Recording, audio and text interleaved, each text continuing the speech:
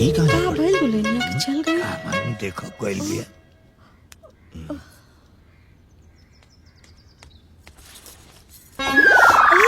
What is this?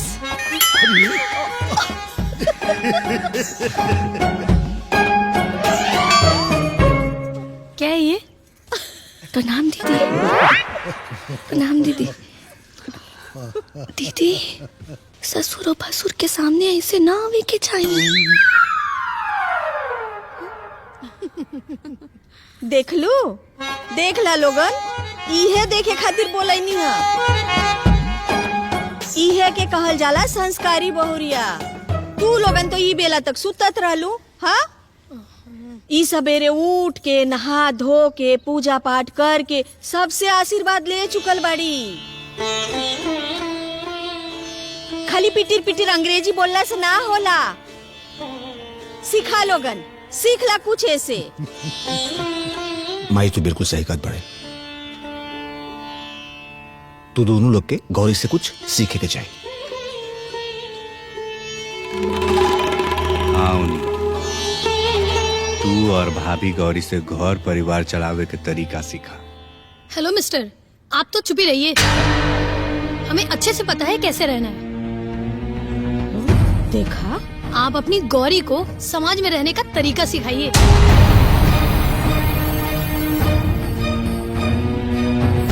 फिर हमें सिखाइएगा।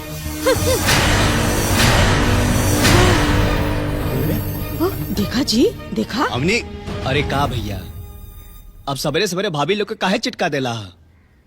अरे तो ठीक है नु बा, यही बहाने ये लोग कुछ सीख तो ली हैं। अच्छा चलो, तू लोग अपना अपना काम पे चलो। आई परिवार ये लोग संभालत रही हैं। चलो भैया। आप चल।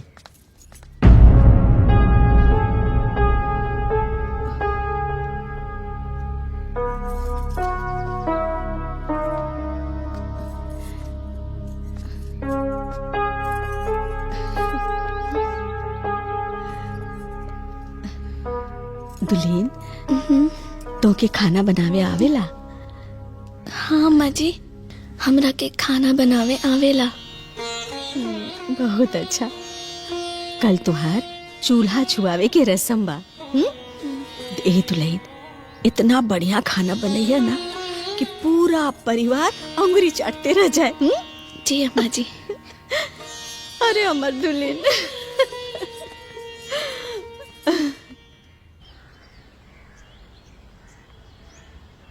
ऐसा खाना बना के खियाएब ना कि सब केहू देखत रह जाई।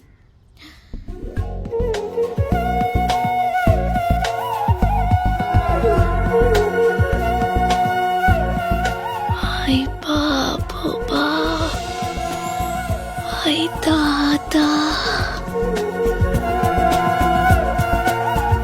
यही जा तो सब कुछ बा। बाकी लकड़ी चूल्हा कहूँ नहीं के लौकत। हम खाना के में बनाएब?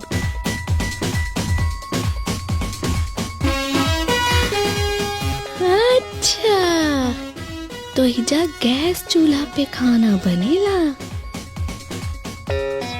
चूल्हा में ना। बाकी हमरा के गैस चलावे तो आते नहीं खे। हम तो सुनीला कि गैस बहुत खतरनाक होला, कबो कबो फाट भी जाला।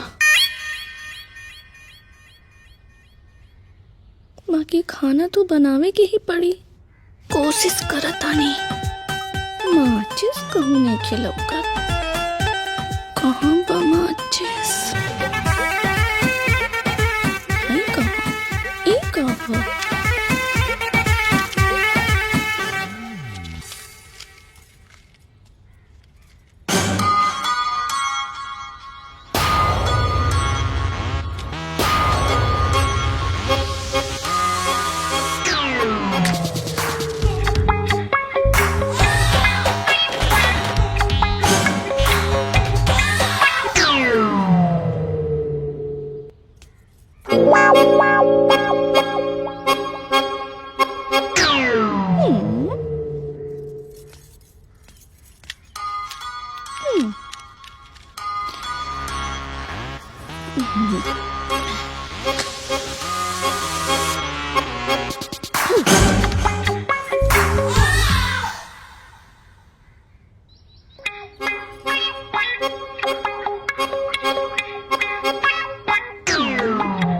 डरते नहीं कि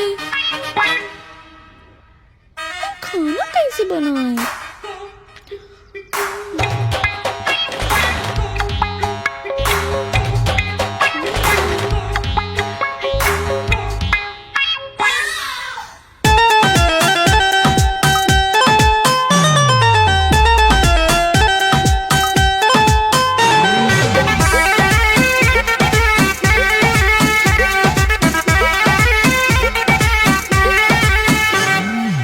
ऐसन बीजन दे हम रची के बनाई हो, मन नाही भरी भोले पेट भर जाई हो।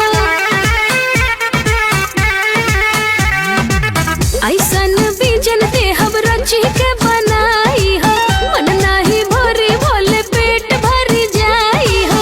खाए वाला अंगूरी चटत रह जाई, खाए वाला अंगूरी चटत रह जाई। नैहर छेना के मिठाई ससुराल रसमलाई, नैहर छेना के मिठाई ससुराल रसमलाई।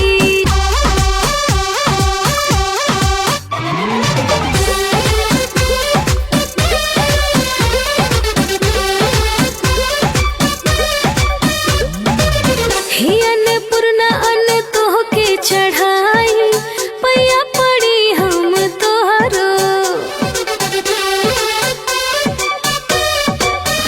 हाँ, हे अन्नपूर्णा अन्न तोहके चढ़ाई, पैया पड़ी हम तोहरो। खाना में ऐसन स्वाद दिहा हमारे, सबही बखान करे हमारे। ससुरा के सुख नाही कतई भेटाई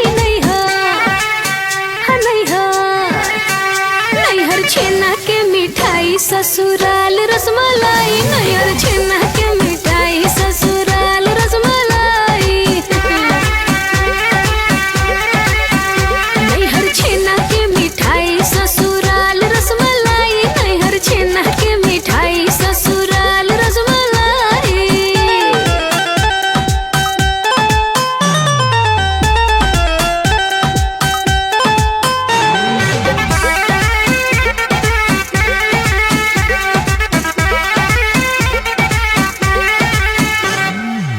बढ़िया सहूर गुण दिखावे जब सुहागन, खुश रहे घर के परानी।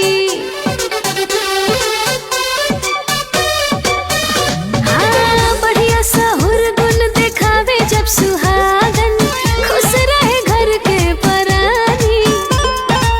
समय से सेवा सत्कार सब कर करो, समय से देहब खाना पानी। पिया के मुस्कान से न बढ़ के दवाई नैहर छेना के मिठाई ससुराल रसमलाई, नैहर छेना के मिठाई ससुराल रसमलाई। आहा।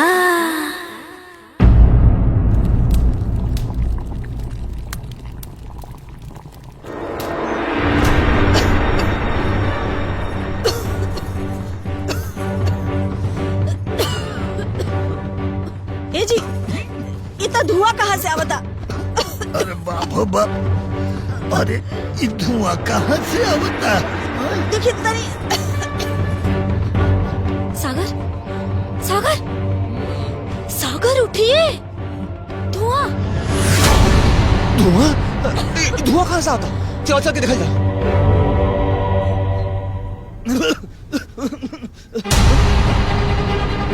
धुआं?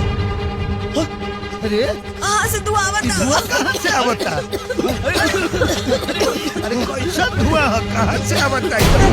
किचन से धुआं होता। बाबूजी, लागत किचन में आग लग गई बा। अरे भैया जल्दी चला ना तो पूरा घर में आग लग जाए। अरे बाप, आग लग गई लो। अरे चल चल, हाँ बाबूजी, चल, चल, जल्दी चलिए। किचन में आग लग गई, किचन में आग लग गई।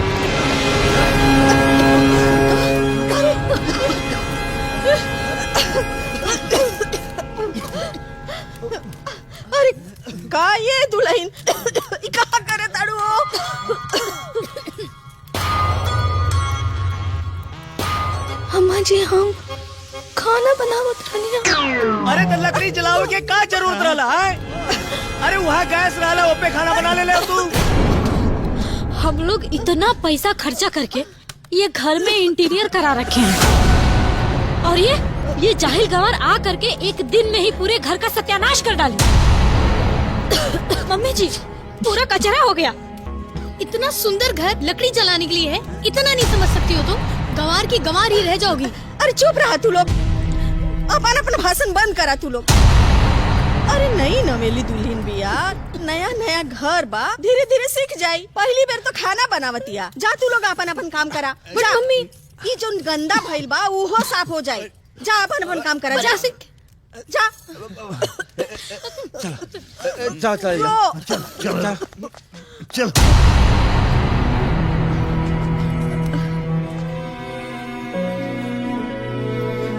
दुल्हन, यहाँ खाना ना गैस में बनावल जाला, ई चूल्हा ना बाहर जलावल जाला। अम्मा जी हमरा के गैस चलावे ना आवेला। एक से हम सोचनी चूल्हा में खाना बना दी, बाकी सब गड़बड़ हो गए।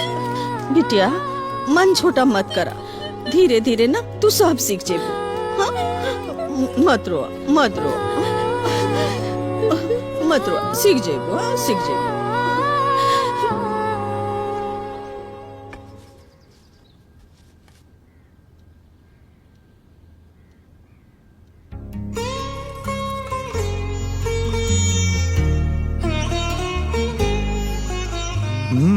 का बात, खाना बहुत स्वादिष्ट बनल बा। अरे हमरा पतोह के हाथे में जादू बा। ए, तू लोग के खाना के स्वाद कैसे लागल बताव। अच्छा लागल बाबूजी। ए बाबूजी, आज पहली बार ऐसा लगा था कि घर में देसी हाथ से खाना बना, मजा आ गया। हाँ भैया, एकदम देसी घरेलू स्वाद। और ये चूल्हा की खीर तो बस पूछा मत, एकदम माई के हाथ के जैसन स्वाद। सच में वाह, सच में बहुत बढ़िया खाना बनल बा।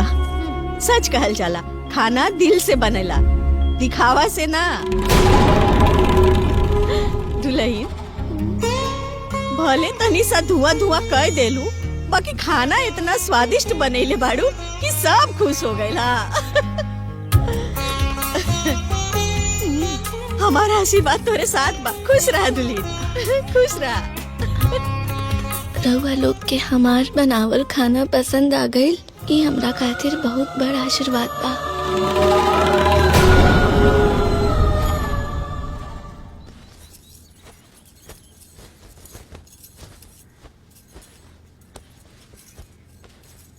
गौरी, हाँ बाथरूम में जाके बाल्टी में पानी भर दो। हाँ करतानी।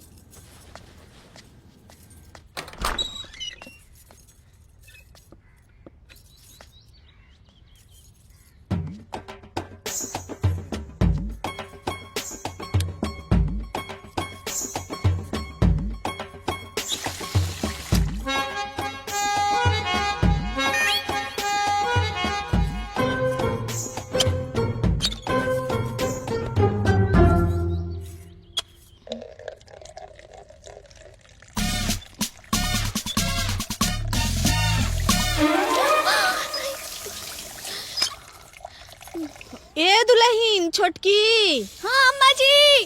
ए बहनी आवा, हमार माथा बहुत पीराता, तनी दबा दहो। आवा तानी।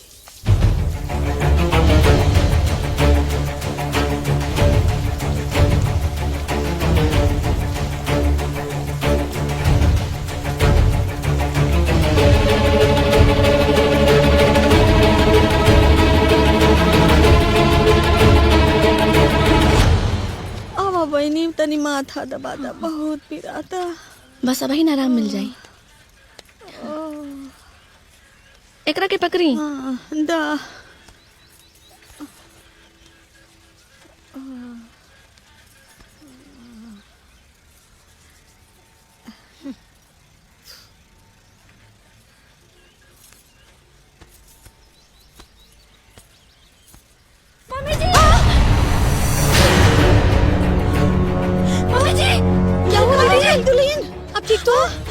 चीख रहे हो?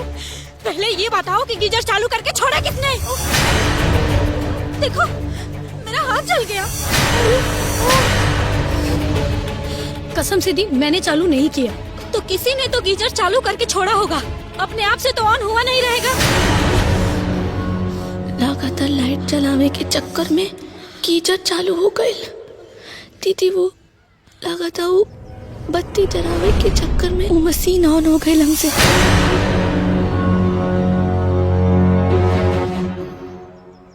हाँ हाँ मुझे पता था कि तुमने ही ऑन किया होगा, वरना इतनी गर्मी में गीजर ऑन कौन करता है? जाहिल गंवार कहीं की।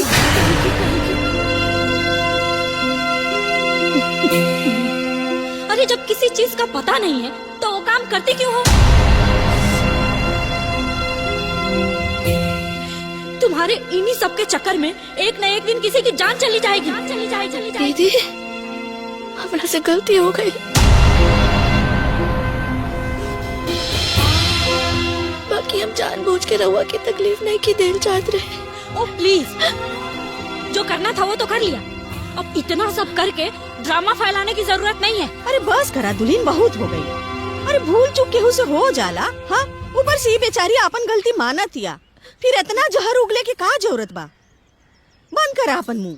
देखिए मम्मी जी, आप ना इसको समझा दीजिए कि जो चीज समझ में ना आए वो ना किया करे, वरना हमसे बुरा कोई नहीं होगा।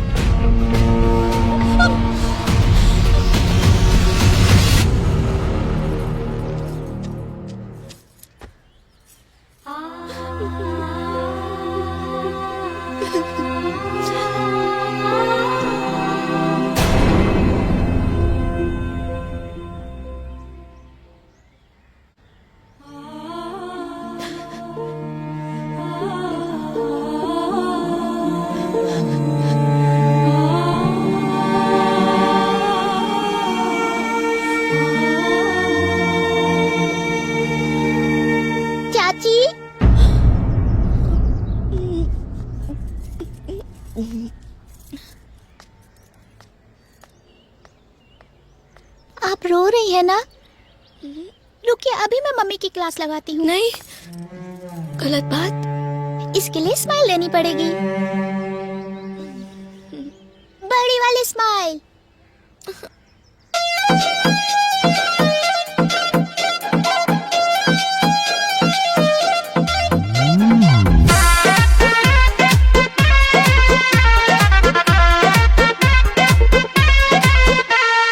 हंसती हो तो दिल को सुकून मिल जाता है, तेरा ये मायूस चेहरा ना हमको भाता है।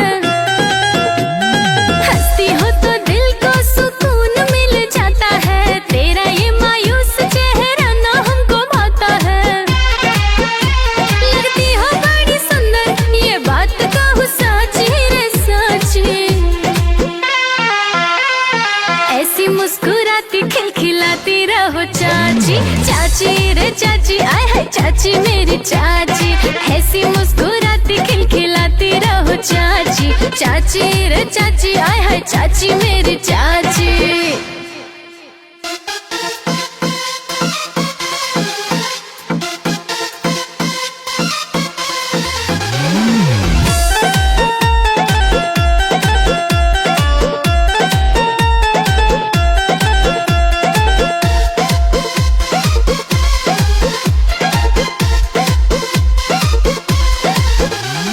मैं तो एक फूल हूँ तुम्हारी फुलवारी का, रखना ध्यान चाची अपनी जिम्मेदारी का। सुकुमारी हो बड़ी प्यारी हो, सच कहूँ लाडो जान हमारी हो। अरे तुमको क्या समझाऊं, उम्र मेरी काची रे काची। ऐसी मुस्कुराती खिलखिलाती रहो चाची, चाची रे चाची, आय हाय चाची मेरी चाची। ऐसी मुस्कुराती खिलखिलाती रहो चाची, चाची रे चाची, आय हाय चाची मेरी चाची।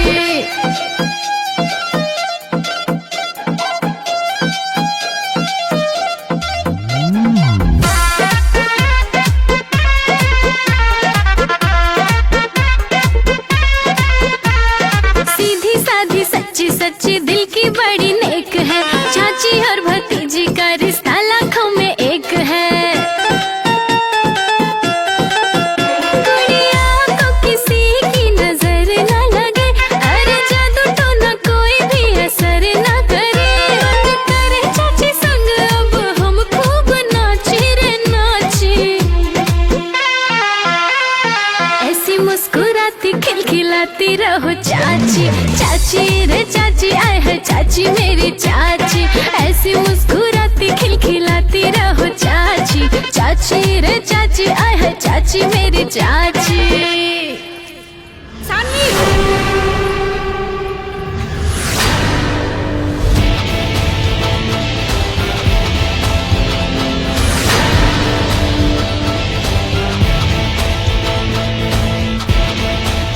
चलो नहीं चलो, मम्मी प्लीज। ये चाटा मारूंगी खींच के। मम्मी चलो चलो सानवी।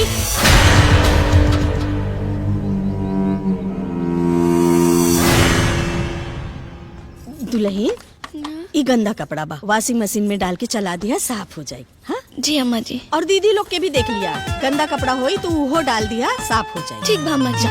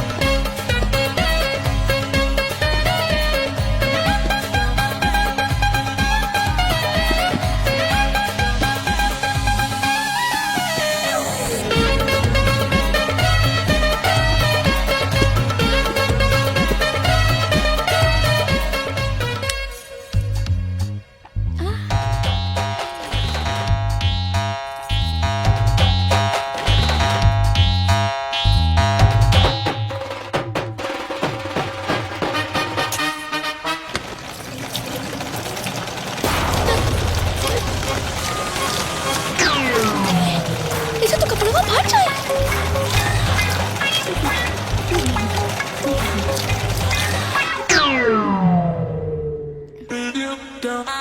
अब तो कपड़ा हाथ से धोने के पड़ी।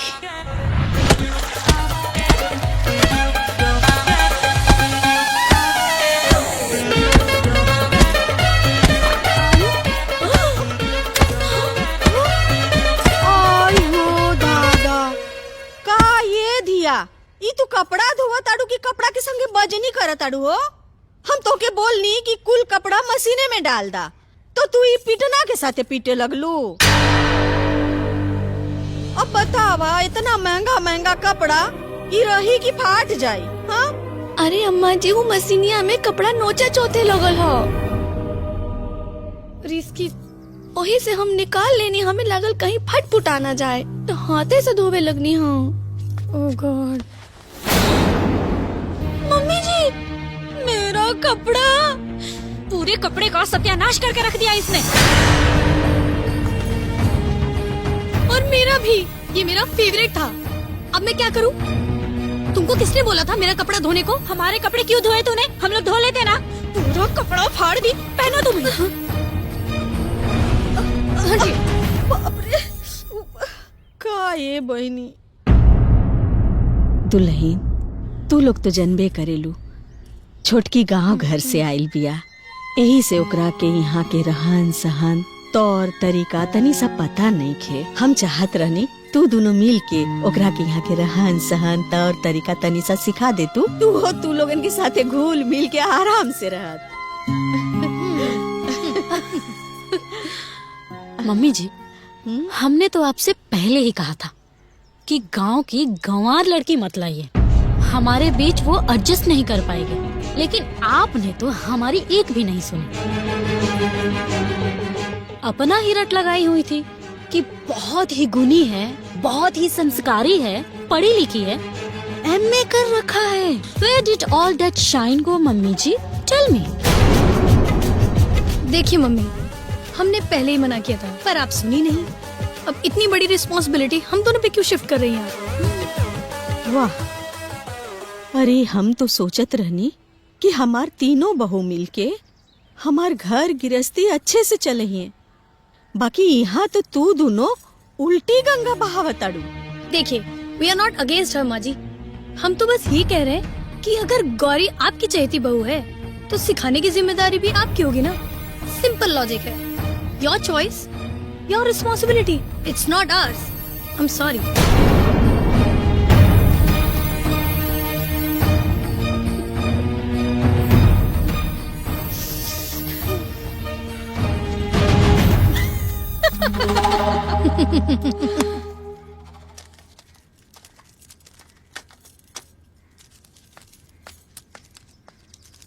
दुल्हीन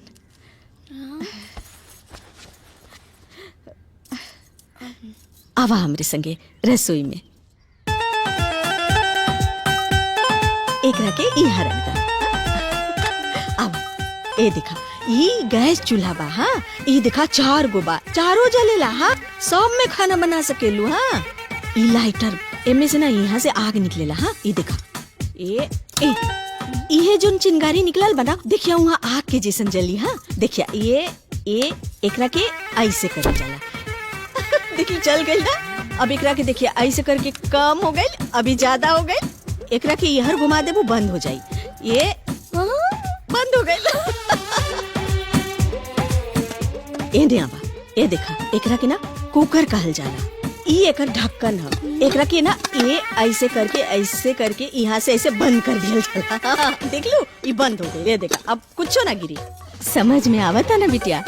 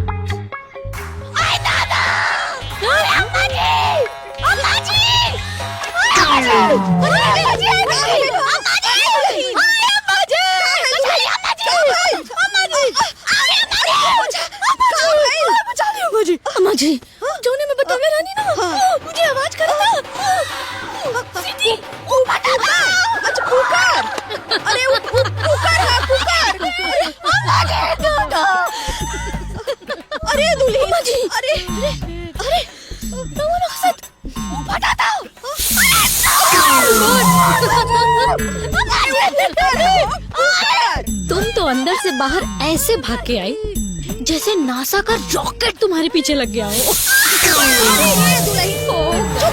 तुम तो कुकर की सीटी से इतना डर रही हो जितना कोई भूत पीछे पड़ने से नहीं डरता है।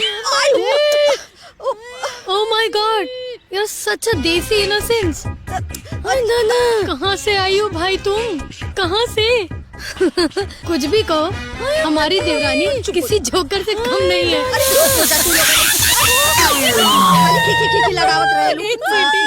काम धाम तो कुछ बा ना, बस खींच नहीं पोरा लोग। ए दुल्हन, सुना सुना सुना, ऊ ना कुकर है, ओकर ऊपर जोन बा ना ऊ सीटी बा, ऊ ना। अरे दुल्हन, अरे सुना सुना सुना तो, अरे सुना ये दुल्हन, ऊ कुकरवा में से सीटिया बा, ओ में से भाप निकलला भाप, तबे तो खाना पकेला ना। हाँ डरावे की जरूरत नहीं खे, कुकर है। चला चुप रहा तू लोग, चला चला दुल्हन, कुछ ना हो। अरे इतना डरावे की जरूरत नहीं खे। अरे हम बूढ़ा बूढ़ी वहाँ जाके का कोल जाई। देखिए छोटका बुलावे आए। अरे माई बाबूजी अभी ले तू लोग तैयार ना भइला? अरे अब का रेस्टोरेंट बंद हो जाए तब चल जाई। चला तैयार हो जा। ए बेटा रहे दो ना हमनी के, तू लोग जा खा के आ जा, हमन घर ही खा ले। का बेकार के भाग के उतना दूर जा आ फिर आब। अरे बाबूजी कहाँ रोज रोज जाए के मिलाला, महीना में एक ही बार तो जाए के मिलाला ना।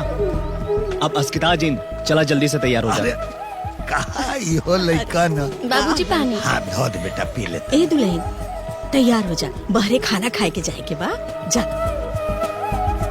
माई इनके घर ही रहा ना, इनके लिए पार्सल आ जाए।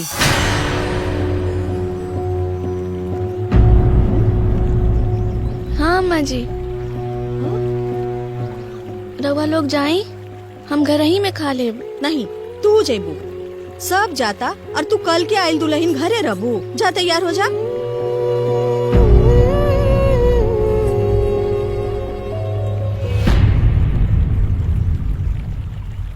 ठीक बटे, शॉर्टकट रास्ता बा।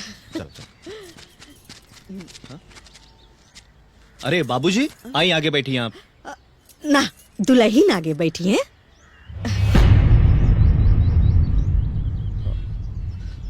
अरे माई तेरा साथे बीच में बैठ है ना, बाबूजी के आगे बैठा था। हम जे कहता नहीं वो करा। हाँ? हाँ आवा दुल्हन, चला आगे बैठा, आवा।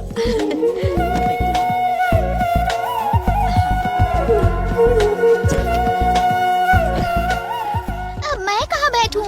ए बिटिया ते हमारे साथे बैठ जाइए दादा दादी के बीच में। हाँ? चला सीट बेल्ट लगा ला।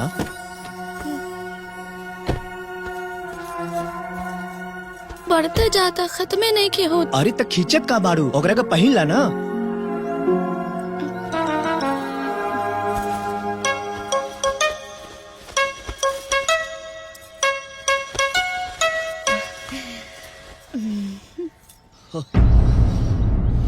माई देखा ताड़ू ना, इनका ड्रामा यही शुरू हो गई।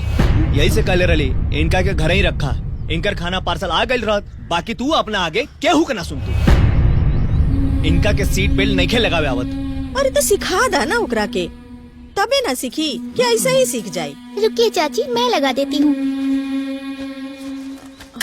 ऐसे लगता है। अरे फसरी लग जाई, ऐसे ना लगावल जाला। चल चल चल।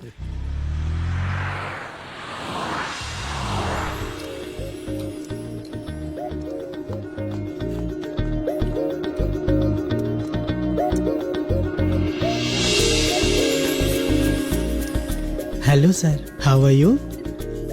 सर ऑर्डर प्लीज। अच्छा सुनिए, यस वहाँ उस टेबल पे भैया बैठे हैं, वो जो ऑर्डर करेंगे वही ऑर्डर यहाँ पे लाना। जी। ठीक है।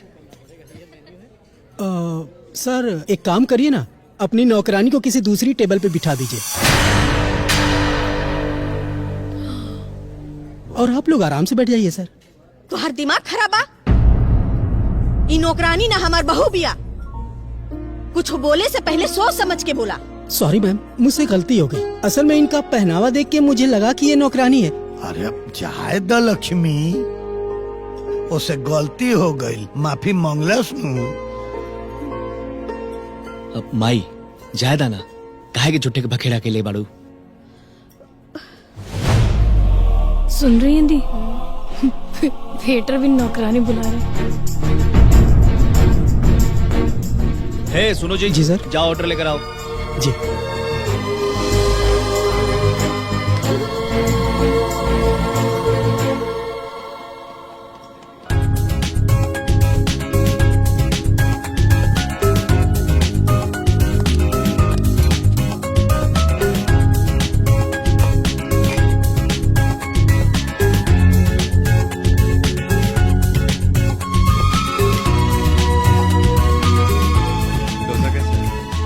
अभी तक खाया नहीं।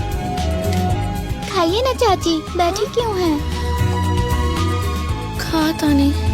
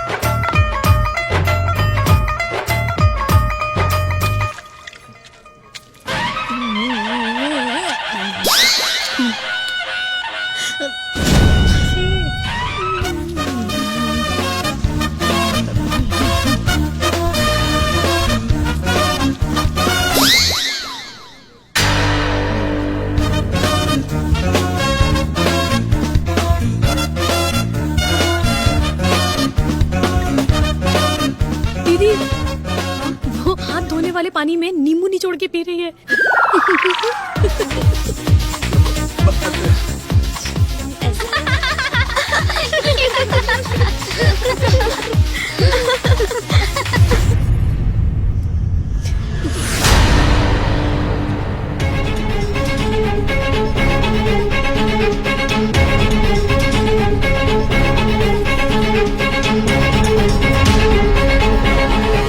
चाहे दे बेटा, गलती बस माई, अब तू चुप रहा।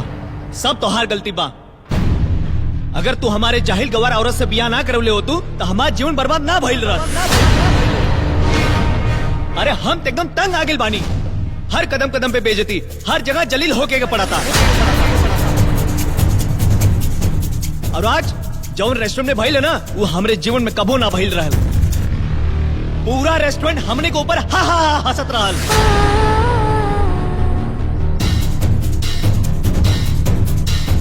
अरे हमार कौन गलती रहा जौन जाहिल मेहरारू से हम बियाह के ले बानी।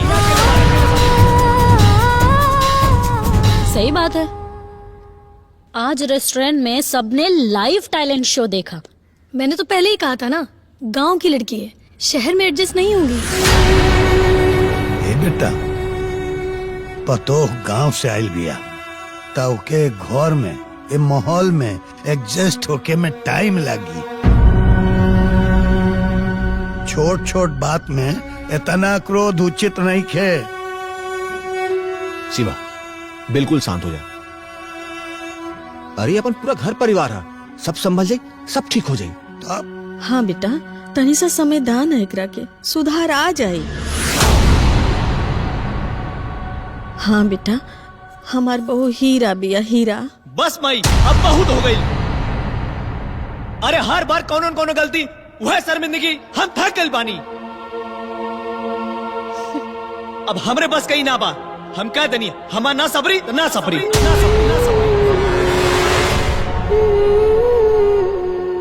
शिवा, पगला गेल बाड़ा तू। इनकरा साथ बियाह भइल बा तोहार, पत्नी बाड़ी तोहार। ऐसे कैसे कहा तारा तू? एक बार जैसे बियाह हो जाला ना, जीवन भर ओकरे साथ बितावे के पड़ेला, बुझला? ना भैया, हम कह दनी ना, हम इनके साथ ना रहब तो ना रहब। माई, अरे माई, तो दिमाग खराब हो गई बा। जे मुंह में आवता हूँ बकता रे। इतना मारब ना तो दिमाग ठीक हो जाए। हाँ तो मारा और ही मारा और ही मारा और ही मारा। शिवा, बाकी हमारा फैसला अडिग बाटे। अभी घर में चाहे ही रही है, चाहे हम रह। हाँ तो सुन ले, जाए के बाद तो तू जो, हमार बहू कहीं ना जाए। जो ना अम्मा जी, ना, ये कहीं ना जाइए। हम जाए, बस हमरा के हमार माई के पास पहुंचा दी। नहीं दुल्हन, अम्मा जी, अब पहले अपना भाई से कह ले रही कि अब वो परिवार लायक नहीं। वो परिवार पढ़ा लिखल स्टैंडर्ड हाई पाई। हम पहले अपन माई के मना कर ले रही, बाकी हमार माई ना मान। हमरा के हाथ छोड़ा था नहीं, हमरा के हमार नैयर पहुंचा दी। मत बोला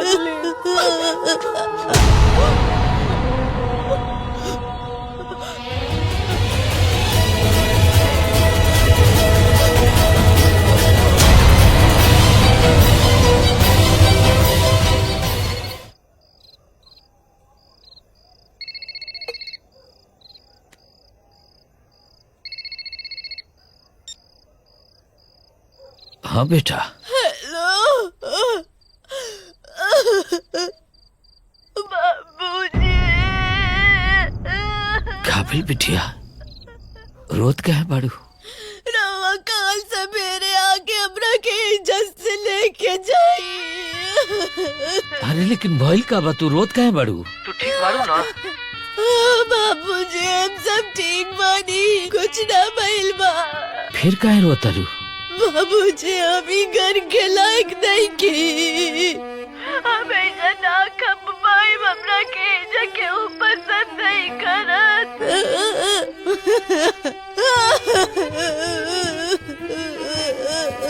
हेलो गौरी गौरी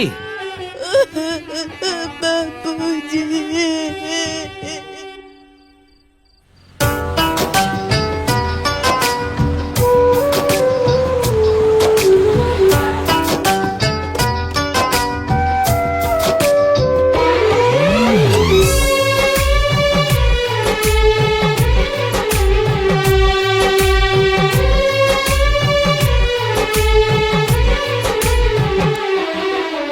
रोजे रोजे ताना रोजे रोजे और हाल हो के हो ना पढ़ेला ई दुखिया के मान हो।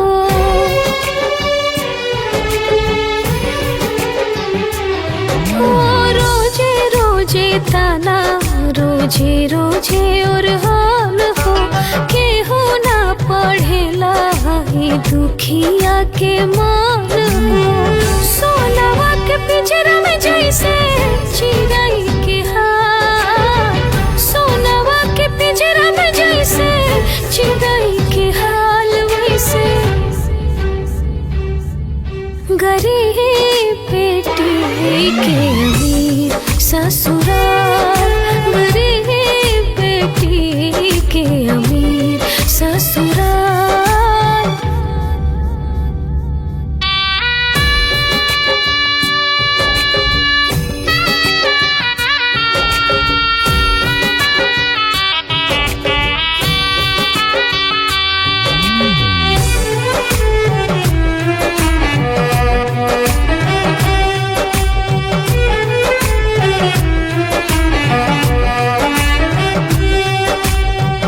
लोरवे में बह गइल अखिया के सपना के हो नाही बुझल हमके सास ससुर सजना सब कर भइल बाटे काठ के करे जावा घुट घुट के रहो के हो कहिया ले जावा जाता निहाम सभे रहे खुशहाल हरे गरीब बेटी के अमीर ससुराल, गरीब बेटी के अमीर ससुराल।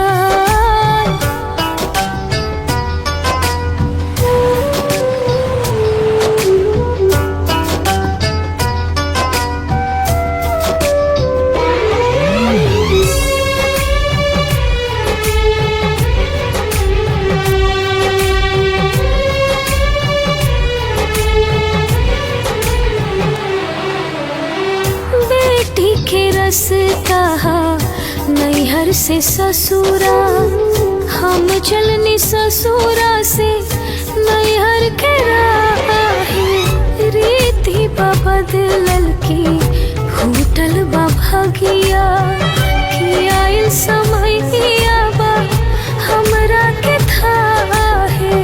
किस्मत बा कइले हमार पगली के हाल हरे गरीब बेटी के अमीर ससुराल, गरीब बेटी के अमीर ससुराल।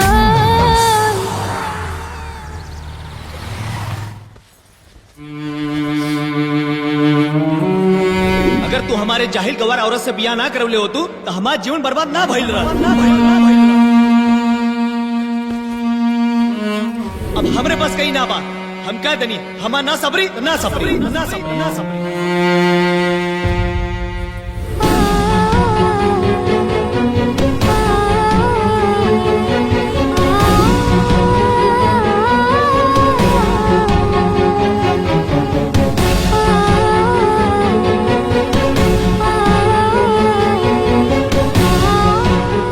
पता ना हमारा दुल्हन कौन हाल में होगी, का बीतत होगी ओकरा पर।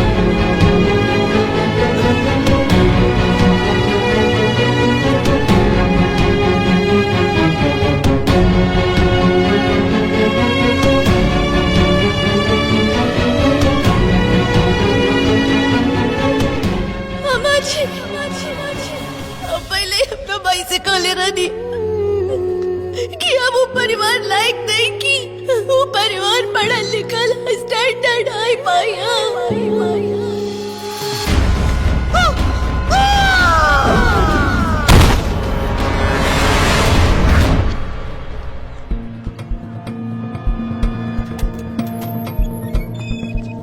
इसे पकड़िए। और डॉक्टर साहब का पोजीशन बा? ठीक तो बाड़ी नु? हाँ हाँ ठीक है, घबराने की जरूरत नहीं है। छोटी मोटी चोटें आई हैं। पैर में सबसे ज्यादा चोट लगी है, हड्डी 3 जगह से टूटी है। मैंने प्लास्टर चढ़ा दिया है, टाइम लगेगा लेकिन ठीक हो जाएगा। आप उनको घर ले जा सकते हैं। सेवा करते रहिए और समय समय पर लाकर दिखाते रहिए। हाँ बेटा, अपना माई के घर लेके चलो लो।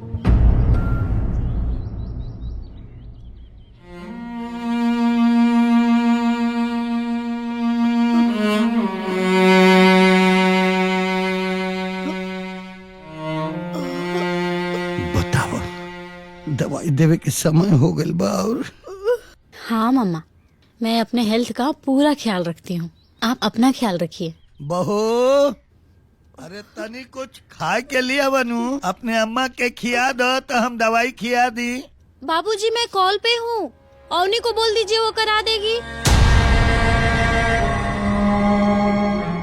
ए मझिल को, अरे तो ही कुछ नाश्ता ले आके अपने अम्मा जी के खिया दो।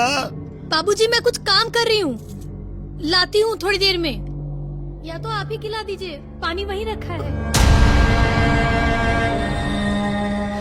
बताओ, ये लोग के पास नाश्ता देवे के, दवा खियावे के समय नहीं के, तो ये लोग सेवा का करिया का भगवान।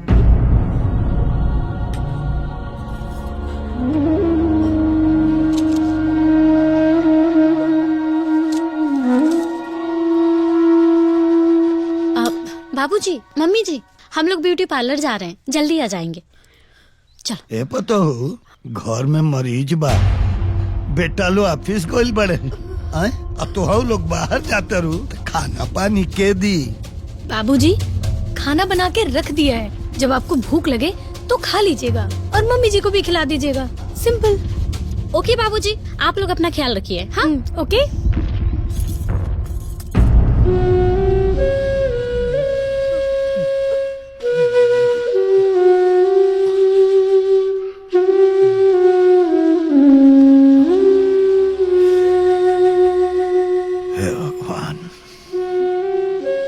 लो, हाय खा लो, खा लो। रो मत, खा लो।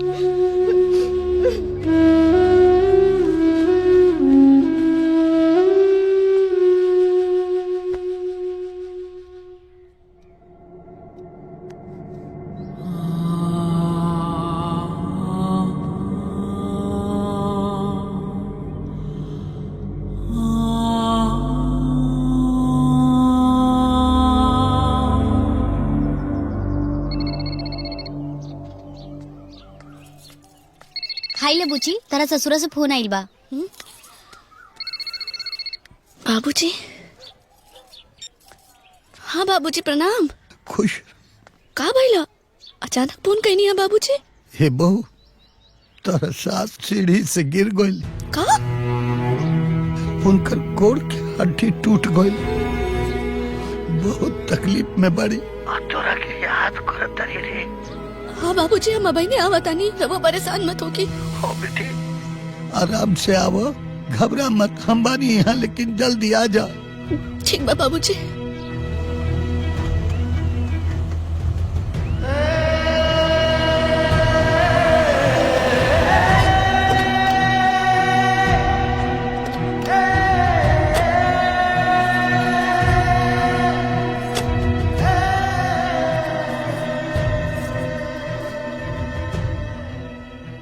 मित्तल जी, आपसे कांटेक्ट हुआ था कि आप ये काम 1 महीने में कंप्लीट करेंगे, सो प्लीज इसको करिए।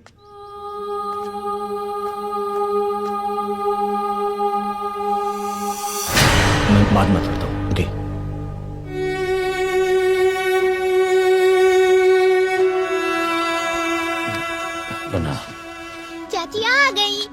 चाची आप कहाँ चली गई थी? आपको मेरी याद नहीं आई? मुझे आपकी बहुत याद आई। आई, बाकी बहुत दूर रह लिया ना।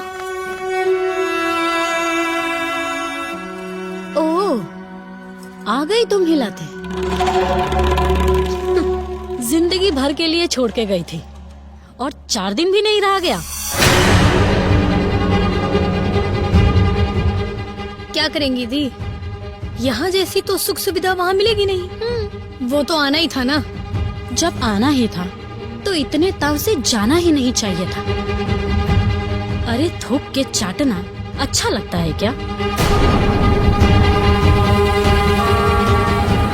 दीदी घबराई मत, हम अम्मा जी की सेवा करे खातिर आइल बानी।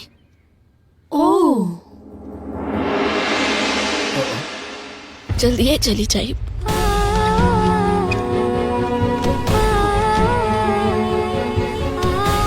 गौरी, दुल्हन, अम्मा जी।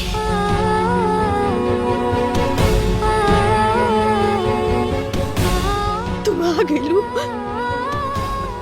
प्रणाम। आ गई लो दुल्हन, खुश रहो। हाँ अम्मा जी, आवे के ही पड़ा। एगो माई के दुख में छोड़ के एगो बेटी कैसे रह सकेले।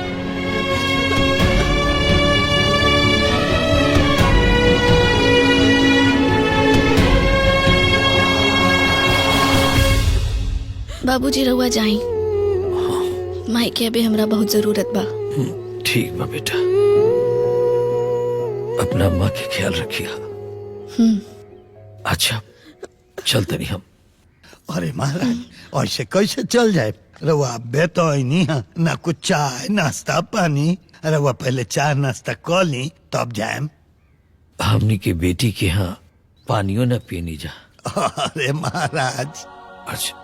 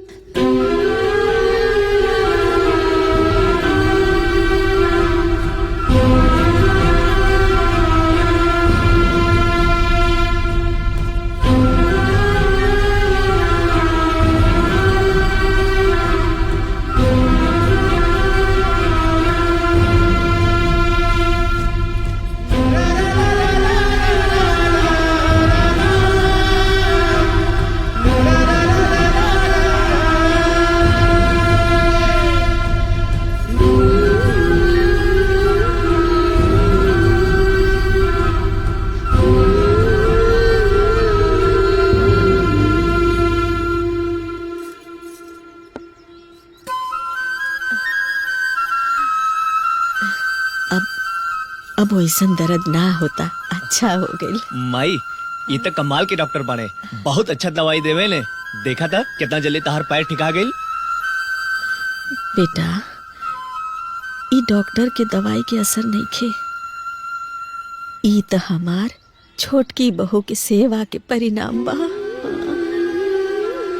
हम कहत रहनी ना, वो बहू ना हमरे लक्ष्मी बाड़ी। हाँ, जेकरा के तू लोग गवार कहत रहला ना बेटा, सही मायने में तो ई घर में उहे इंसान बाड़ी जिक्र दिल में तकलीफ दुख दर्द सब कुछ बा।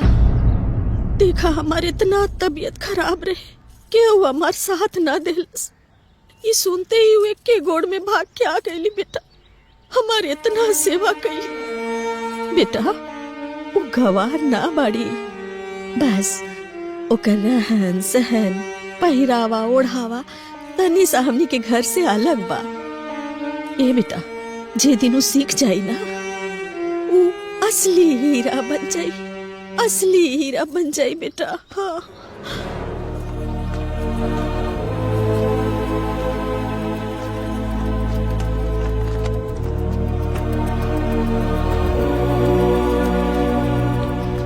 बेटा ओकरा के मना ला, यही में तोहार हमार सबके भलाई बा बेटा। हाँ? खुश रहा।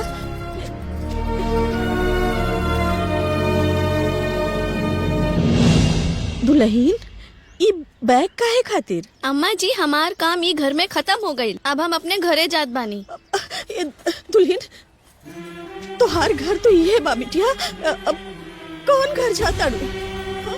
ये हमार घर ना बाटे अम्मा जी। अरे हमार घर हो तो हमरा के निकालल नहीं की जात। और ये घर मॉडर्न लोग के बा, हमार जैसन गंवार लोगन के घर में जगह नहीं खे। और हमरा के रोकी मत अम्मा जी। नहीं बिटिया तू जैसन भी बाड़ू हमरा के पसंद बाड़ू, हमके वो मॉडर्न लोग ना चाहिए, हमके तोरे नियन बहू चाहिए जेकरे मन में दया हो मान सम्मान हो। हमके तू चाहिए बहू, हम तोरा के ना चाहे दे। अरे रउआ पसंद के हम का करब? रउआ पसंद के हम का करब? जेकरा साथे हमरा के जिंदगी बितावे के बा ओकरा के हम पसंदे नहीं खी तो हम का करब? हमरा आगे जिद मत करी, हमरा के जाए दे।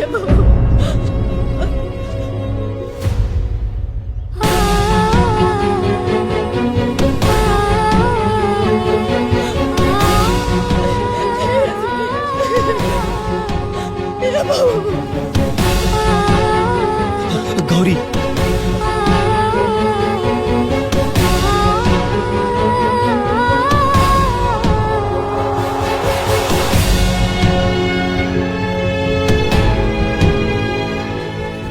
गौरी एक घर छोड़ के मत जा। हमरा से गलती हो गई कि हम तोहरा के पहचान ना पाओ। हमरा भूल के माफ कर दे। ये घर तोहार बा, ये परिवार तोहार बाटे। घर परिवार छोड़ के मत जा। हम तारा सामने हाथ जोड़ के खड़ा बानी। रउआ हाथ मत जोड़ी हमरा सामने। रउआ हमार पति है, वो पति परमेश्वर के समान होला। वो हमार परमेश्वर हमरा सामने हाथ जोड़े हम भी नहीं की बर्दाश्त कर सकत। गौरी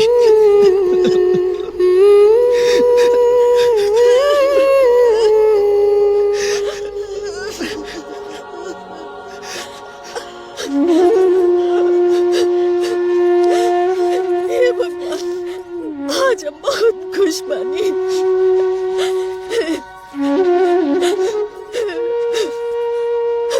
हमार बहू हमके वापस मिल गई। बेटा तू रोवा मत। अरे पगला आज रोवे के ना, हंसे के दिन बा। बस इतना करा कि ये खुशी दोबारा हमरे घर से ना जाए बेटा। हाँ माई, हम तो हर बात ना मान के बहुत बड़ी गलती कही नहीं, बाकी दोबारा गलती ना होगी। अब तू जैसे काबू हम वैसे रहो।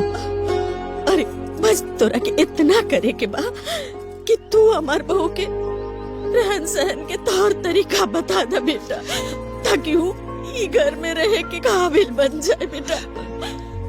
ठीक बा माई, हम काले के बाहर ले आके चल जाए और सब कुछ सिखा के लेके आई। देखिया तू ताहर तेसी बहू वापस आई तो मॉडर्न बहू बन के वापस आई। हम तो ये चाहता नहीं।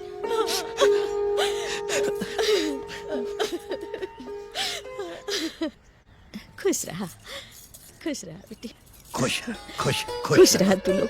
भगवान तू लोगन के हर मनोकामना पूरा करे। बेटा, बहू के कोनो चीज के तकलीफ ना होके के चाहिए, बहुत ख्याल रखिया। हाँ, यहाँ आइला के बाद कोनो शिकायत मिलल ना तो समझ जा।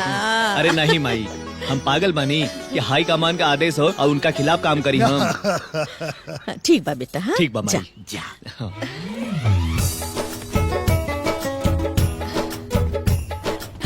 बहू, अपन ख्याल रखिया। हाँ, जा। प्रणाम बाबूजी। हाँ, खुश रहो खुश रहो।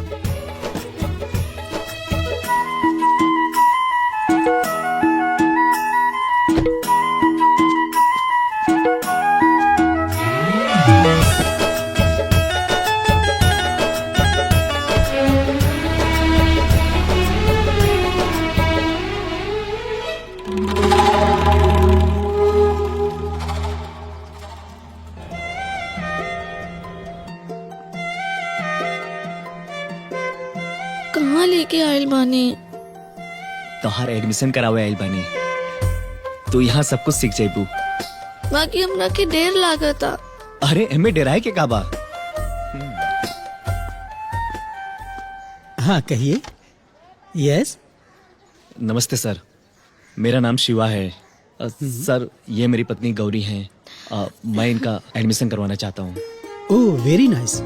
Welcome Mrs Gauri. Here we teach you personality development, how to talk, how to walk, how to speak confidently, everything. हाँ, हमरा के सब कुछ सीखे के बा। ठीक है, इसकी कुछ फॉर्मेलिटीज हैं। आप ये फॉर्म भर दीजिएगा और पहले महीने का इंस्टॉलमेंट जमा कर दीजिएगा। Good morning everyone. Good morning sir. प्रणाम गुरुजी।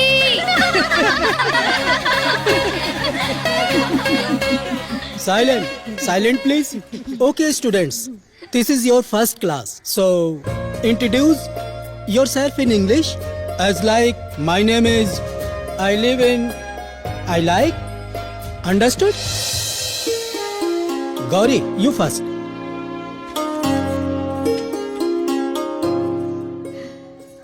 My name is गौरी देवी है।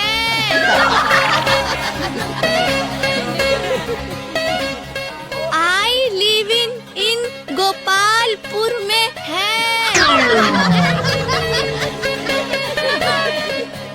I like making गाय भैंस घी।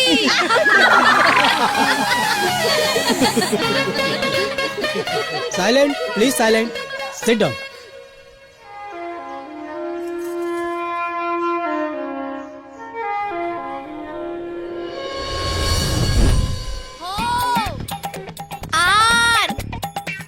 You.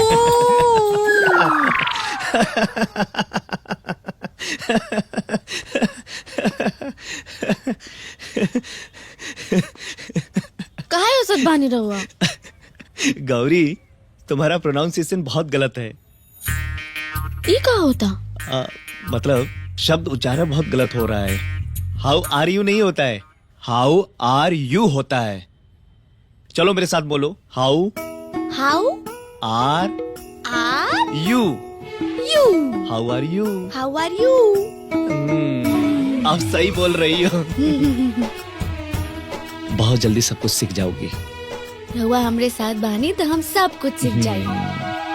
गौरी, हम 7 जन्मों तक तुम्हारे साथ हैं।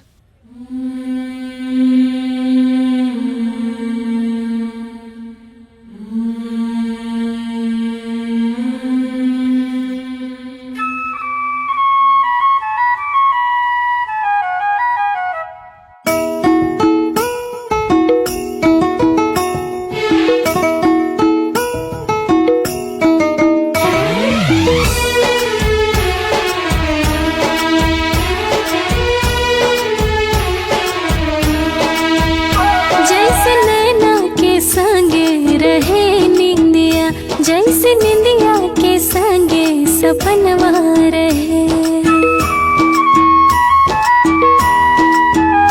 जैसे नैना के संगे रहे निंदिया, जैसे निंदिया के संगे सपनवा रहे उस ही दिलवा के धड़कन में हरदम, उस ही दिलवा के धड़कन में हरदम सास बनके ओ हमरा सजनवा रहे, सास बनके ओ हमरा सजनवा रहे, सास बनके ओ हमरा सजनवा रहे, सास बनके ओ हमरा सजनवा रहे।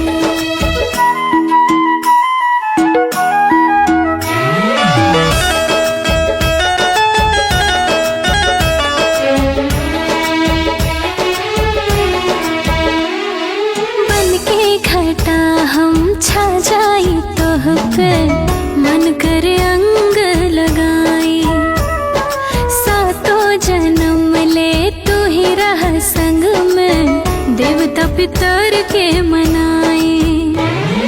दुख हो चाहे सुख हो सजनी हाथ में रखी हाथ, रूह में उतरल बाड़ू अब तू छूटी कैसे हाँ। जैसे धरती के संग आसमानवा रहे, जैसे दहिया के संगे परनवा रहे, उस ही दिलवा के धड़कन में हरदम सांस बनके ओ हमरा सजनवा रहे, सांस बनके ओ हमरा सजनवा रहे।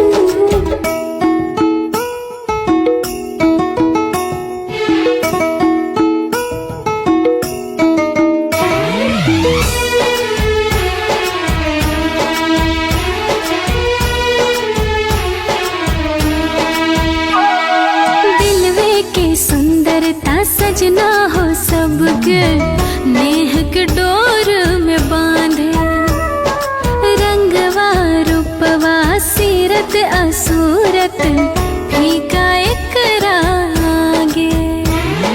दिलवा के अतना अच्छा बाड़ू दिल से तू जुड़ गईलू, सच कहीं का हमरा मन के देवी तू बन गईलू। जैसे राम सिया जी की जोड़ी रही, जैसे राधा किशन के लगनवा रहे, उस ही दिलवा के धड़कन में हरदम सांस बनके ओ हमरा सजनवा रहे, सांस बनके ओ हमरा सजनवा रहे।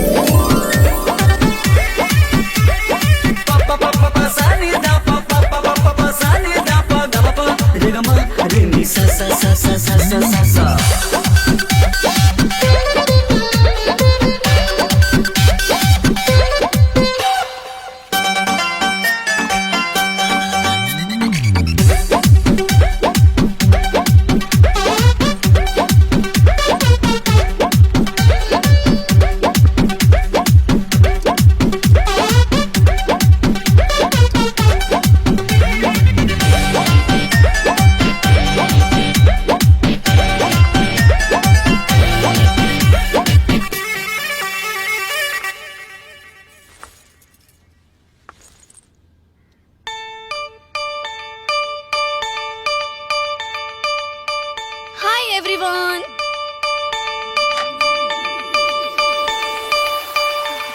Gauri? Yes, I'm Gauri. Gauri? But modern Gauri.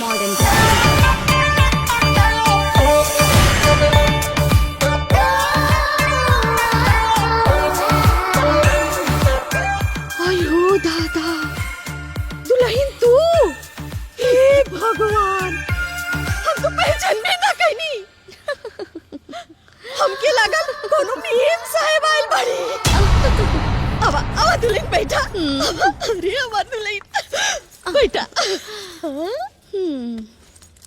अरे वाह चाची, आप तो पूरा बदल गई। I am looking beautiful. Yes, you are looking so beautiful. Thank you so much, baby. You listen. I want a black coffee. And you. I want a chilled water with green tea. Okay? Go. What happened?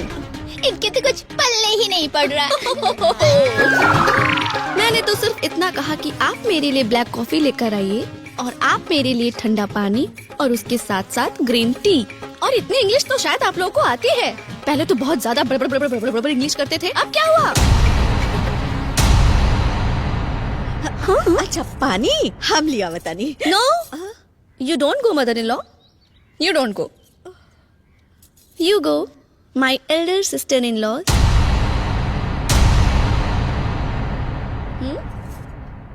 Go. हमरा के कुछ समझ ना आयल। Sorry mom, मेरे कहने का मतलब है कि आप मत जाइए। मैंने अपनी जेठानियों के लिए इतना कुछ किया है, क्या ये मेरे लिए इतना सा नहीं कर सकती? ए बिटिया जायदा, हम पानी लिया बतानी। हाँ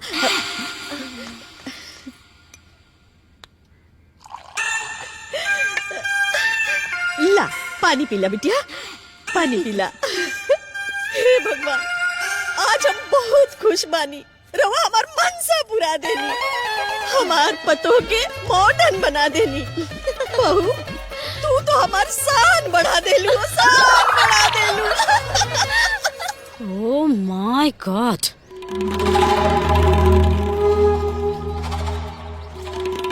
ये वही गौरी है? मुझे तो विश्वास ही नहीं हो रहा है। जिसकी जुबान सिर्फ हेलो बोलने में फंसती थी, आज वो फराटेदार इंग्लिश बोल रही है। यही बात तो मेरी समझ में नहीं आ रही है दी, कि देवर जी ने ऐसा क्या जादू कर दिया है कि एक ही महीने में देसी गंवार आज इंग्लिश मैम बन के घूम रही है। ऐसी अंग्रेजी बोल रही है जो मेरे सर के ऊपर से जा रही है।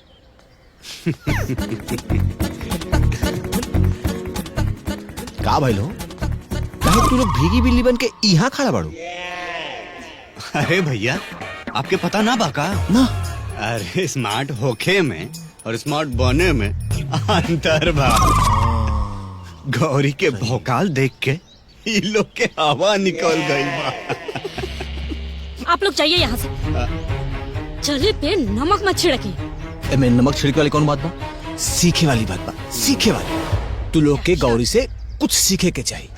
यही बाकी रह गया है। देखा, सीखे के सोच रहे नू तो तू लोग भी सीख सके।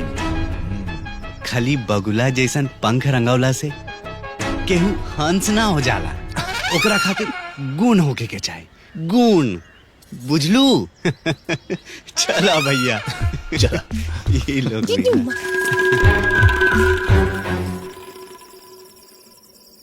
देखा दुल्हन, जितना तू अकेले काम करबू ना, उतना ही ये लोग आराम करिए।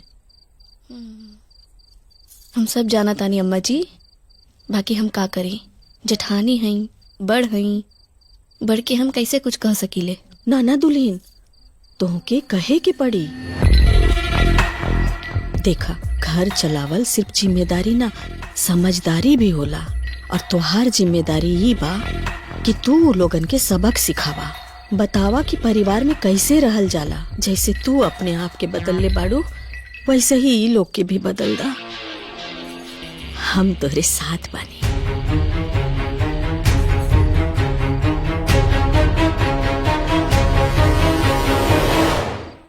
हाँ बहू बताव, काहे सबके बोलवले बाड़ू? हम ए लिए बुलवले बानी कि हमरा के रहुआ लोगन से कुछ बात करे के बा। हाँ हाँ कह, का कहे चाहता रू? हम ही कहल चाहतानी कि ई घर में कोनो कायदा कानून नहीं खे। जेकरा के जैसे मर्जी आवेला वैसे रहेला। अरे केहू काम कर कर के मर जाला और केहू आराम करके रह जाला। हम साफ साफ बता दे रहल बानी कि अब हम ई घर के पूरा काम ना करब।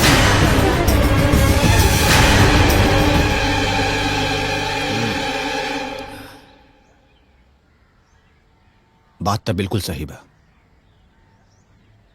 एकर कौनो ना कौनो रास्ता निकाले के पड़ी। ए भैया रास्ता आसान बा, सब केहू के काम बांट दियल जाए। क्या? हाँ ये ठीक भी रही, सब केहू के अपन अपन काम बांटता। तो ठीक बा, सप्ताह में 7 दिन होला। सोमवार मंगल बड़की दीदी काम करिए, अब बुधवार बृहस्पतिवार छुटकी दीदी करिए, और बचल 3 दिन शुक्र शनिचर इतवार वो हम कर ले। आज से ये नियम लागू हो गई। ये क्या नया तमाशा है?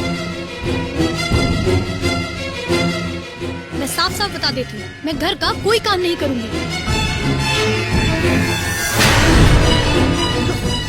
हाँ तो मैं भी साफ साफ बता देती हूँ, जे घर के काम ना करी घर प्रॉपर्टी में हिस्सा ना मिली।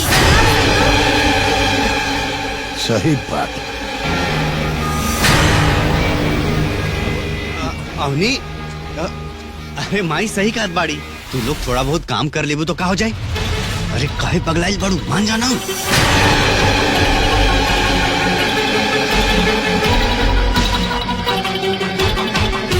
अच्छा ठीक है, जैसा आप लोग कहें मैं काम कर लूंगी।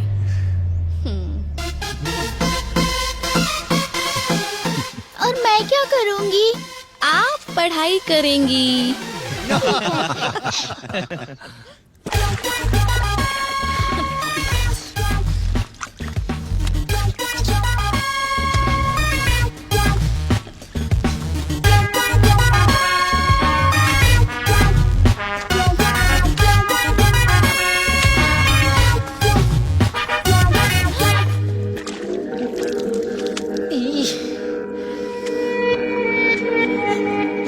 ये क्या कर रही हैं आप? दिख नहीं रहा है क्या? पोछा लगा रही हूँ, सफाई कर रही हूँ। वो मुझे दिख रहा है कि आप सफाई कर रही हैं कि घर और ज्यादा गंदा कर रही हैं। अरे चाची, मम्मी को तो पोछा भी नहीं लगाने आता है। रुकिए मैं सबको बुला के दिखाती हूँ। हाँ जाओ, सबके बुला के ले आओ। अरे अरे अरे अरे बेटा बेटा बेटा, ऐसे मत करो ना। क्यों? क्योंकि आपकी मम्मा की बेइज्जती हो जाएगी ना। मैं सीखती हूँ ना पोछा कैसे लगाते हैं। हाँ जाइए। गौरी, हम वो क्या है ना, मुझे सिखाओ ना पोछा कैसे लगाते हैं। कभी लगाया नहीं ना तो आइडिया नहीं है। तुम मुझे सिखाओगी क्या कि पोछा कैसे लगाते हैं? मैं सीखना चाहती हूँ। हाँ हाँ मैं सिखा दूंगी आपको, क्योंकि जहाँ चाह वहाँ राह। जरा उसको उठा के लाओ। गो। हाँ दीजिए, इसको पहले यहाँ से करते हैं अनलॉक। ओके। फिर इसको प्रेस करते हैं ऐसे, ये देखो हो गया। फिर इसको आगे की ओर और पीछे की ओर लेंगे, ऐसे ऐसे।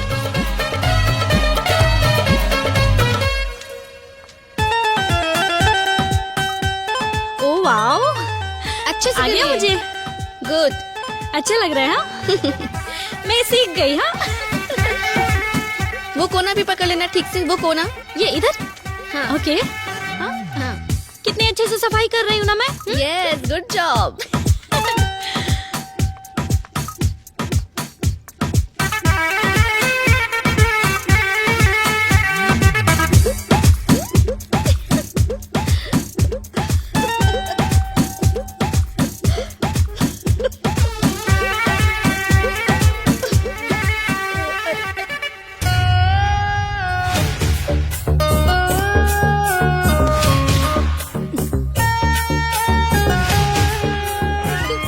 ए दीदी, ये का बा? ये रोटी कैसे बनवले बाड़ू? ऐसा लगा था जैसे बिलार के पीठ। अरे कम से कम बढ़िया सुंदर गोल बनावे के चाहिए। वो देखा, वो तो एकदम फूलते नहीं की। रोटी वोटी बनावे ना वेला का? सच में गौरी, मैं रोटी नहीं बना पाती हूँ। अच्छा अच्छा, कोनो बात नहीं की, इतना उदास होके की जरूरत नहीं के। हम बानी ना, हम सिखा दे। देखिए अब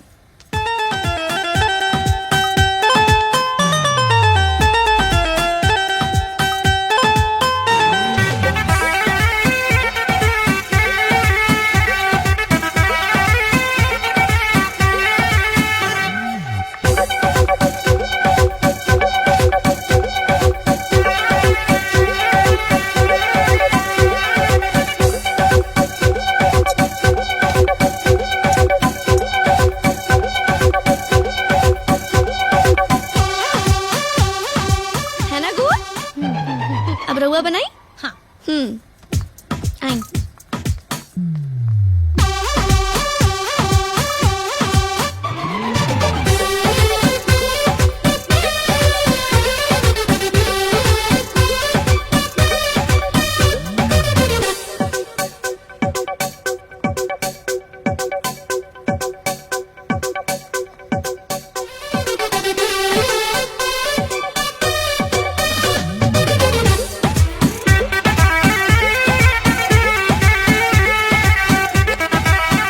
गौरी, रोटी बनाना सिखाने के लिए बहुत बहुत धन्यवाद।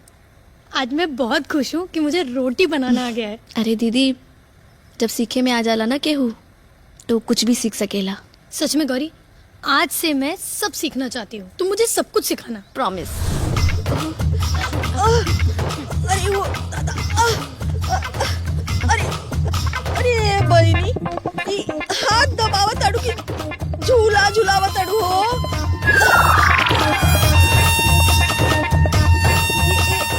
ए मंजलो, ई तू गोड़ दबावा ताड़ू कि तबला नहीं नहीं से पीटा ताड़ू। ई तबला बका हो। फिर कैसे दबाए मम्मी जी? अब हम बतावता नहीं।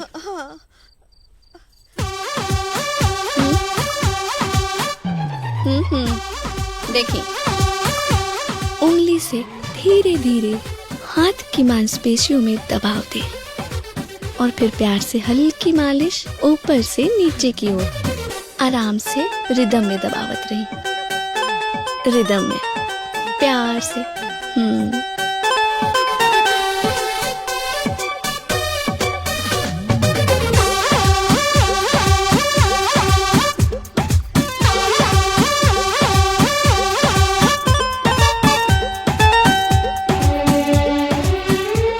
अब आराम बा।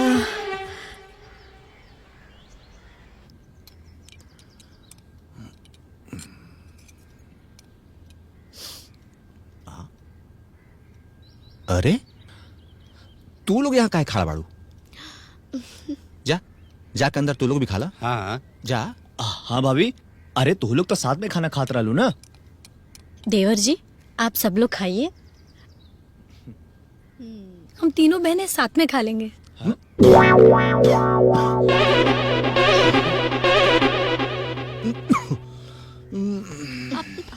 ए भाई, का बात बा? पूरा बदलाव लौकता। अरे संगत के असर बा। रहुआ परेशान ना होखी, खाई खा लो। ए माई, खरबूजा के देख के खरबूजा रंग बदलाता।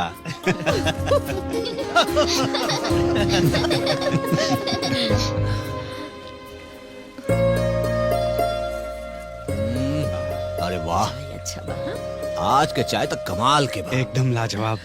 अरे भैया तो बनौलस के भाभी बनौले बानी। अरे, हाँ। भाभी। हाँ।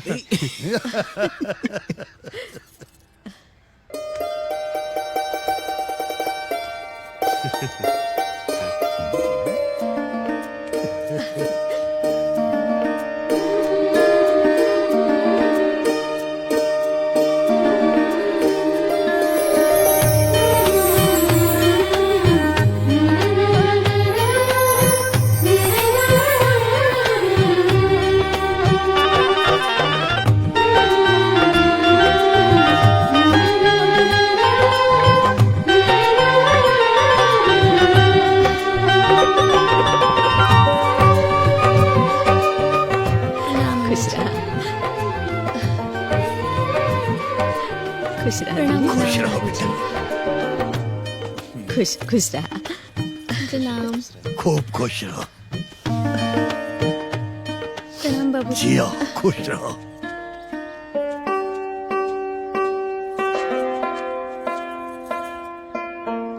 ए माई, ये हम का देखा था आज तो सब उल्टा हो गइल बा। हाँ भैया, आज सूरज पूरब से ना पश्चिम से निकलल बाटे। गजब चमत्कार हो गई। ये सब चमत्कार हमार छोटकी दुल्हन के बाप खुद तो बदलबे कैली, संगे संगे बड़को मंजिलों के भी बदल देली।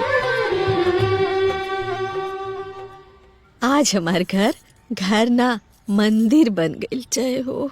हाँ मम्मी जी, अगर आज गौरी ना होती तो हमनी के अपनापन के अर्थ ना पता होगी कि घर परिवार का होखेला, संस्कार का होखेला। आज जो कुछ भी पता चलल सब गौरी की वजह से।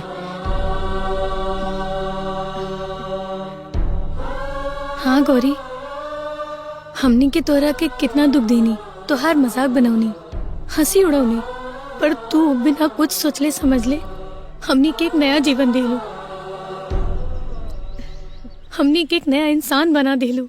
हमनी के तुम्हारी एहसान कबो ना चुका पाए।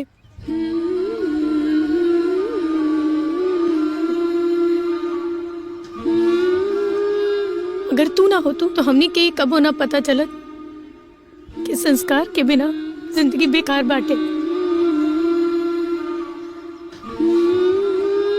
दीदी, लोक लाज संस्कार एगो स्त्री के गहना होला,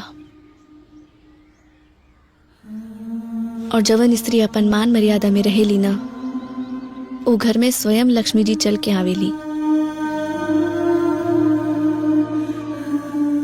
वो घर में सुख शांति रहेले।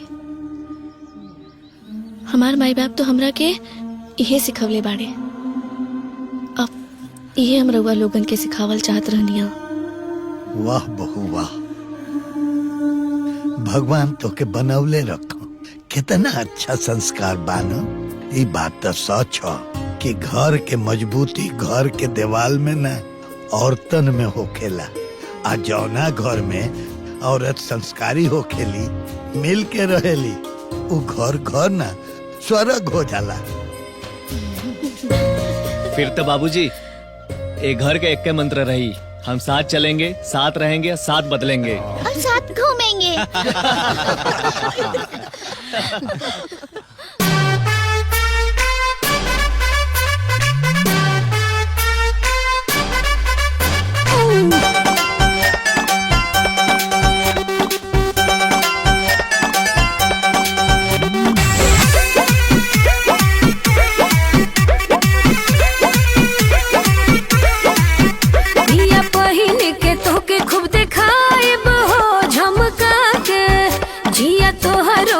जी लल जाइब हो लहरा के,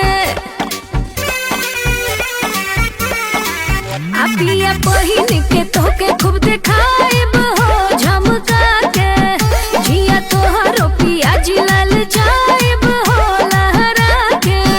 नहीं नेट वाले चाहे ना सिफोन वाले चाहे ले बनारस शहर के ना, आहे सिल्की सिल्की सड़िया मंगदा मिल्की कलर के ना, आहे सिल्की सिल्की सड़िया मंगाता पिया मिल्की कलर के ना।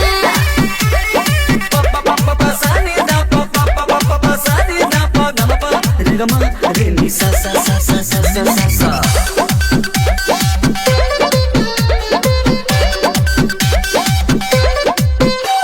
साड़ी में ब्लाउज पिया रहे अटैच, लइहा पेटीकोट जवन कलर करे मैच।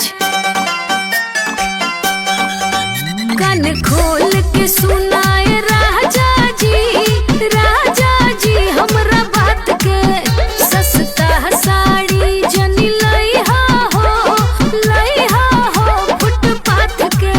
पहन के तोहरा आगे आइब देखी खूब मुस्कुराइब हम सज के संवर के ना, आहे सिल्की सिल्की सड़िया मंगदा पिया मिल्की कलर के ना, आहे सिल्की सिल्की सड़ी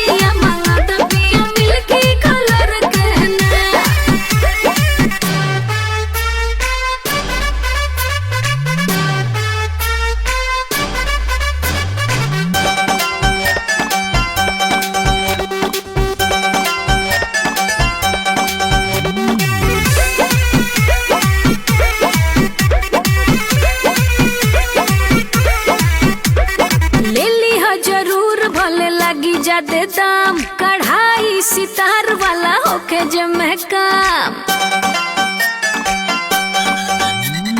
भूल जदी जइबा तो सुन ला हो दिल थाम के आगे वाला बुझली हा तू राजा